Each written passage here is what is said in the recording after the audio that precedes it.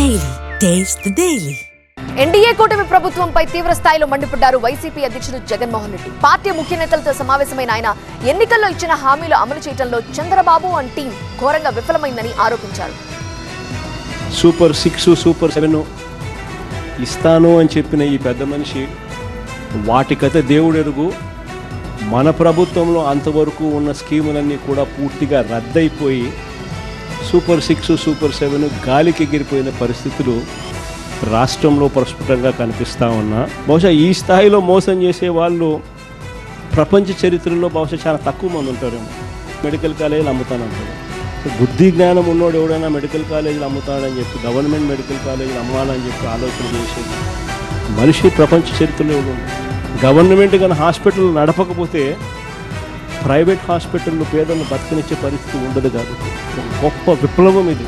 ఖచ్చితంగా మెడికల్ కాలేజీలు ఎంత అవసరమో చెప్పే ఒక గొప్ప అంశం ఇది. 5,000 కోట్లు ఖర్చు పెట్టే కార్యక్రమానికి చెయ్యలేమని చెప్పి మూసేస్తూ ఉన్నాడు పెద్ద మనిషి. ఆడ అమరావతిలో చేస్తూ ఉండేది ఏంది? ఏం చేస్తూ ఉన్నాడు? ఈయన ప్రాజెక్ట్ రిపోర్ట్ ప్రకారమే 1,00,000 కోట్లు కావాలన్నాడు. ఎకరాకు 2 కోట్ల రూపాయలు అక్కడ ఇన్ఫ్రాస్ట్రక్చర్ కాస్ట్ అవుతుంది అని చెప్పి ప్రొజెక్ట్ చేసినాడు. అంటే ఏంది ఇన్ఫ్రాస్ట్రక్చర్ అంటే ఏంది?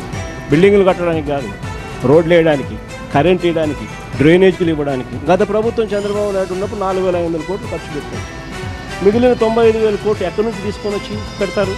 అన్యాయానికి గురైన ప్రతి కార్యకర్తకు ఇది ఒక శ్రీరామ రక్ష.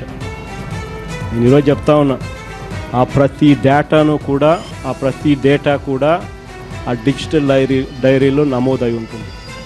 రేపు పొద్దున మనం అధికారంలోకి వచ్చిన తర్వాత ఈ డిజిటల్ డైరీలో నమోదు చేసిన ఈ కేసులను మీద ప్రత్యేకమైన బృందాలను పెడతాం. అన్యాయం చేసిన వాళ్ళను రిటైర్ అయిపోయి ఉన్నా కూడా, రాష్ట్రంలో వాళ్ళు లేకపోయినా కూడా, 7 సముద్రాల అవతలున్న చట్టం ముందర నిలబెడతాం.